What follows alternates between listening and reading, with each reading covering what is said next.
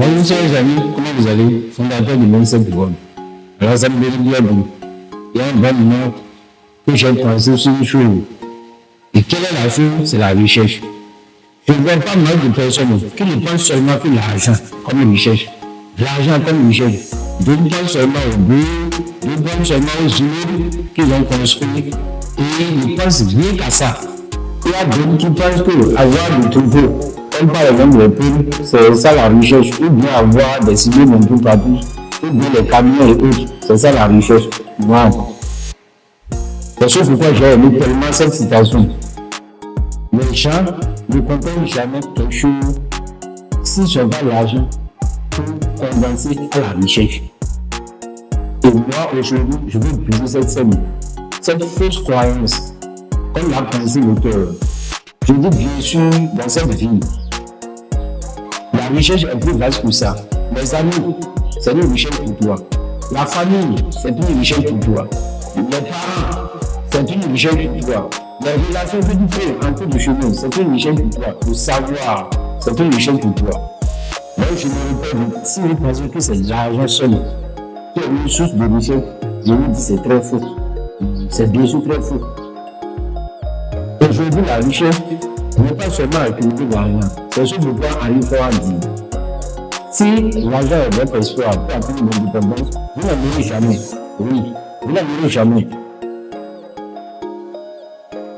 Le seul moyen possible aujourd'hui pour atteindre l'indépendance, c'est avoir une besoin de connaissances, d'expérience et de compétences. Je pense que cette définition qu'a donnée Henry Ford est une bonne définition pour matérialiser aujourd'hui la richesse dans tous les contrées du monde.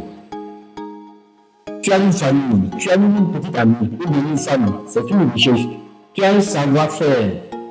D'abord, tu as un savoir que tu incarnes, c'est une richesse. Tu peux faire quelque chose, un savoir que tu possèdes et tu peux le matérialiser. C'est une richesse.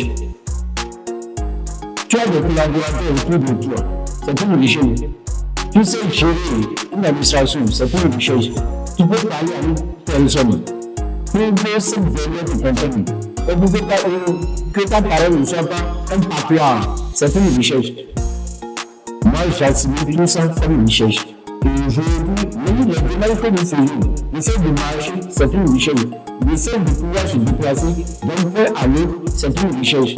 Le fait d'avoir des relations cordiales, des relations radioles, c'est une richesse.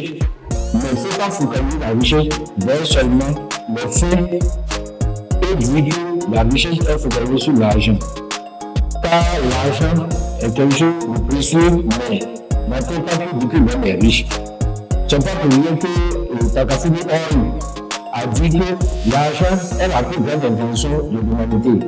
L'argent ne discrimine pas. L'argent se fiche de savoir si une personne est pauvre, si elle vient d'une bonne famille, de quelle couleur est sa peau, n'importe qui peut se faire de l'argent. Même si vous prenez l'argent comme de la richesse, les mal éduqués trouvent de l'argent, ils gagnent beaucoup d'argent. Les criminels ont beaucoup d'argent, mais ils sont dans une richesse. Donc, moi, j'aimerais dès aujourd'hui que chacun de vous comprenne que la richesse a un sens plus large. Et tout ce que vous avez dans la vie est déjà une richesse. Je vais me focaliser maintenant au niveau de la jeunesse. Jeunesse d'aujourd'hui, de 2026. Votre jeunesse est déjà une richesse pour réussir. Oui. Votre richesse, c'est votre jeunesse. Les vieux, votre richesse, c'est votre vieillesse. Accueillir du savoir pour aider les jeunes qui sont derrière vous à la réussite exponentielle de leur vie.